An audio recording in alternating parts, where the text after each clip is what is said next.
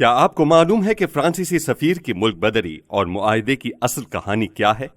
کیا آپ جانتے ہیں تحریک لبیک یا رسول اللہ صلی اللہ علیہ وسلم فرانسیسی سفیر کی ملک بدری کیوں چاہتی ہے؟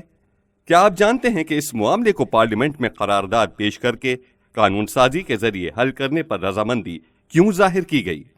پچھلے سال ربیع الاول شریف کے ابتدائی دنوں میں فرانس میں سرکاری سطح پر محبوب کریم صلی اللہ علیہ وسلم کی شان میں گستاخی کی گئی، نعوذ باللہ من ذالک، جس پر تحریک لبیک کے امیر علامہ خادم حسین رضوی جو اس وقت حیات تھے نے حکومت پاکستان سے مطالبہ کیا کہ اس گستاخی پر اپنے مومنانہ جذبات کے اظہار کے لیے کم از کم ان 3 باتوں پر عمل کیا جائے۔ میں بالکل قریب آ کر تمہیں یہ کہہ رہا ہوں، پھر نہ کہنا بعد میں کہ جی ہمیں آپ نے مہلت نہیں دی، اس کا سفیر نکالو، سفیر کٹواؤ، اپنا سفیر واپس بلاؤ، مصنوعات کا بائیکاٹ کرو۔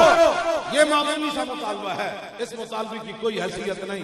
علامہ خادم حسین رضوی کا کہنا تھا کہ فرانس میں گستاخی سرکاری سطح پر ہوئی ہے، لہٰذا جواب بھی سرکاری سطح کا ہونا چاہیے۔ لاہور، کراچی، پشاور اور دیگر شہروں میں احتجاجی مارچ، کانفرنسز اور پچھلے سال 12 ربیع الاول کے مبارک دن 3 کروڑ مسلمانوں نے جشن ولادت کی خوشی کے ساتھ ساتھ یہ مطالبات دہرائے، لیکن تقریباً 1 ماہ گزرنے کے باوجود حکومت پاکستان کے کانوں پر جوں تک نہ رینگی۔ 7 نومبر کو یہی مطالبات لے کر لاکھوں اہلیان کراچی امیر المجاہدین حضرت علامہ خادم حسین رضوی کی قیادت میں مارچ کرتے ہوئے ایئرپورٹ تا مزار قائد آئے، لیکن پھر بھی حکومت نے کان نہیں دھرا۔ بالآخر مسلسل پکار کے باوجود کان نہ دھرنے پر علامہ خادم حسین رضوی نے 15 نومبر کو لیاقت باغ تا فیض آباد مارچ کا اعلان کر دیا۔ 15 نومبر کو اعلان کے مطابق لاکھوں عاشقان رسول سخت پابندیوں کے باوجود لیاقت باغ پہنچے اور ہزاروں لوگوں کو راستے میں ہی گرفتار کر لیا گیا، لیکن یہ کارواں شدید ظلم و ستم سہتا ہوا آنسو گیس کی بارش میں بالآخر اپنی منزل کو پہنچا، جہاں 2 روز تک احتجاجی دھرنا دیا گیا۔ دھرنے کی پہلی رات حکومت نے نہتے مظاہرین پر شبخون مارا اور ہزاروں فورسز کے ساتھ دھرنے کا گھیراؤ کر کے گرینڈ آپریشن کا آغاز کر دیا، لیکن لبیک یا رسول اللہ صلی اللہ علیہ وسلم کی صداؤں اور جذبہ ایمانی کی وجہ سے حکومت کا یہ حملہ مکمل ناکام ہوا۔ یہاں یہ بھی بتاتا چلوں کہ شدید علالت کے باوجود امیر المجاہدین علامہ خادم حسین رضوی صاحب دھرنے میں موجود رہے اور ناموس رسالت پر پہرا دیا۔ حملے کی ناکامی کے بعد حکومت نے مذاکرات کا آغاز کیا۔ طویل مذاکرات کے بعد حکومت کی جانب سے 3 ماہ کی مہلت مانگی گئی اور کہا گیا کہ ملک بدری کا معاملہ پارلیمنٹ میں پیش کیا جائے گا اور پارلیمنٹ میں قانون سازی کے ذریعے فرانسیسی سفیر کو ملک بدر کیا جائے گا۔ اس معاہدے کے 2 دن بعد 19 نومبر کو امیر تحریک لبیک یا رسول اللہ صلی اللہ علیہ وسلم پاکستان علامہ خادم حسین رضوی رحمت اللہ علیہ کا وصال ہو گیا۔ انا للہ و انا الیہ راجعون۔ علامہ صاحب کا جنازہ 21 نومبر کو ان کے بیٹے صاحبزادہ سعد حسین رضوی نے آزادی چوک مینار پاکستان پر پڑھایا اور جنازے میں غیر ملکی میڈیا کے مطابق کروڑوں لوگ شریک ہوئے۔ اس موقع پر نائب امیر تحریک لبیک یا رسول اللہ صلی اللہ علیہ وسلم پیر سید ظہیر الحسن شاہ صاحب نے اعلان کیا کہ شورا کے اتفاق سے آئندہ تحریک کے امیر صاحبزادہ سعد حسین رضوی صاحب ہوں گے۔ جنازے کے اجتماع اور علامہ صاحب رحمت اللہ علیہ کے چہلم پر مسلسل تحریک کی قیادت حکومت پاکستان کو وعدہ یاد کرواتی رہی اور بار بار بتایا گیا کہ 17 فروری تک ہمارا معاہدہ ہے، لہٰذا فرانسیسی سفیر کو پارلیمنٹ کے ذریعے ملک بدر کرو اور ہمارے معاہدے پر منوعاً عمل کرو۔ لیکن 3 ماہ تک خواب خرگوش کے مزے لینے والی حکومت نے معاہدے پر عمل درآمد کی مہلت ختم ہونے پر ملکی حالات کا بہانہ بنا کر مزید 3 ماہ کی مہلت مانگی۔ مسلسل مذاکرات کے بعد وزیر اعظم عمران خان کا وعدہ پورا کرنے کی گارنٹی کے بعد تحریک لبیک یا رسول اللہ صلی اللہ علیہ وسلم نے 2 ماہ کی مزید مہلت دے کر معاہدے کی دوبارہ توثیق کر دی۔ معاہدہ ہو گیا کہ جو انہوں نے اپنی ڈیٹ دی ہوئی تھی فیبروری کی، یہ چلی گئی اب 20 اپریل کے اوپر، اور 20 اپریل کے بعد معاہدے کے تحت ہم پارلیمنٹ کے اندر یہ جو ان کی ڈیمانڈز ہیں وہ رکھ دیں گے۔ 50 دن مزید گزر گئے مگر کسی طرح کی کوئی پیش رفت نہ ہوئی۔ 10 اپریل کو تحریک لبیک کی مرکزی شورا کا اجلاس ہوا، جس کا اعلامیہ تحریک کے امیر نے پڑھ کر سنایا اور اعلان کیا کہ حکومت اپنا وعدہ پورا کرے اور ان 10 دنوں میں اپنی نیک نیتی ظاہر کرے۔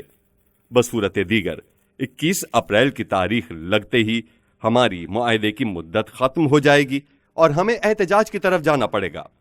اجلاس کا اعلامیہ آتے ہی اگلے روز حکومت نے علامہ سعد حسین رضوی صاحب کو گرفتار کر لیا اور معاہدہ توڑ دیا۔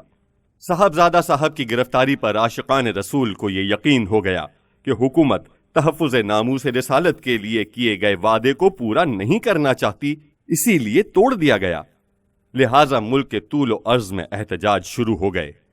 احتجاجی مظاہرین کے مطالبات پر کان دھرنے کی بجائے پوری طاقت لگا کر مظاہروں کو کچلنے کی کوشش کی۔ طاقت کے نشے میں دھت حکمرانوں نے مظاہرین پر سیدھی گولیاں برسائیں اور واٹر کینن سے تیزاب پھینکا گیا، جس کے نتیجے میں پورے پاکستان میں 24 مظاہرین ناموس رسالت شہید ہو گئے۔ ہزاروں لوگ معذور ہو گئے، بہت بڑی تعداد میں زخمی ہوئے اور پورے پاکستان میں ATC کے مقدمات کے تحت ہزاروں گرفتاریاں ہوئیں۔ صرف صوبہ پنجاب میں دہشت گردی کے 1200 مقدمات درج کیے گئے۔ ہزاروں ذمہ داران و کارکنان کے نام 4تھ شیڈول میں ڈال دیے گئے۔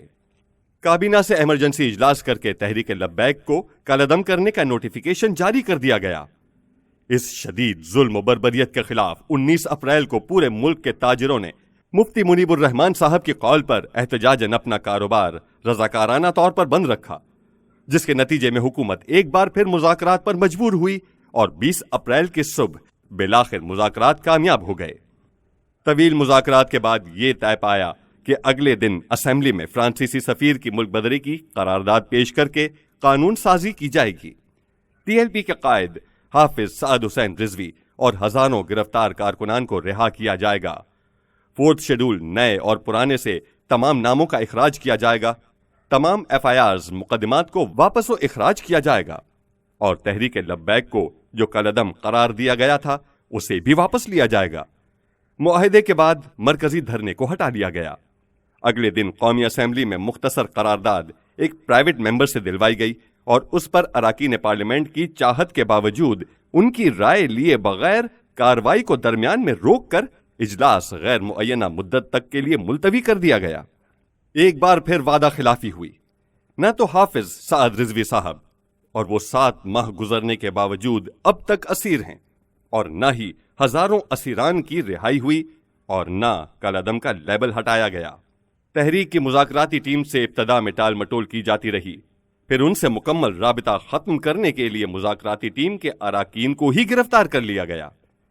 اسی دوران اپنی مدد آپ کے تحت ہزاروں کارکنان نے عدالتوں سے ضمانتیں کروائیں۔ 2 بار عدالتوں کے حکم آنے کے باوجود مختلف اوچھے ہتھ کنڈے استعمال کیے گئے۔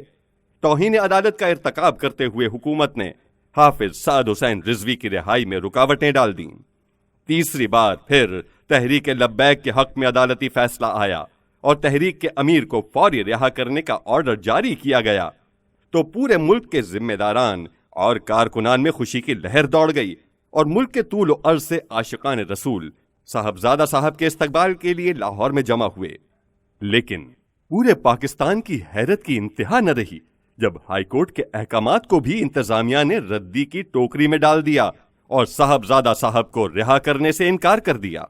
1 ربیع الاول سے مسلسل 11 روز تک پاکستان بھر میں روڈوں کے کنارے کھڑے ہو کر ہزاروں عاشقان رسول نے حکومتی بدعہدی، عدالتی احکامات نہ ماننے کے خلاف اور معاہدے پر عمل درآمد کروانے کے لیے احتجاج کیا۔ اس کے باوجود حکومت نے TLP کی قیادت سے کوئی رابطہ نہ کیا۔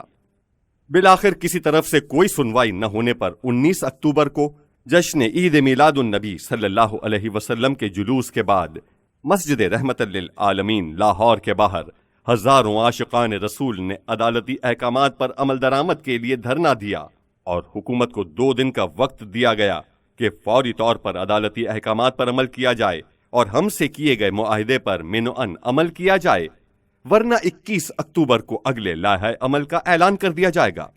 21 اکتوبر تک کسی طرح کا کوئی رابطہ نہ ہونے کے بعد اعلان کیا گیا کہ اکتوبر بروز جمعہ بعد نماز جمعہ اسلام آباد تک مارچ کیا جائے گا۔ حکومت نے بات چیت کے بجائے طاقت سے مارچ کو روکنے کا فیصلہ کیا۔ اس کے بعد جو کچھ ناموس رسالت مارچ کے شرکاء کے ساتھ ہوا وہ پوری دنیا نے دیکھا، کہ کس طرح نہتے مظاہرین پر حکومت اور ریاستی اداروں نے اسٹریٹ فائرنگ اور بدترین شیلنگ کر کے درجن کے قریب نوجوانوں کو شہید، سینکڑوں کو زخمی اور کئی افراد کو معذور کر دیا۔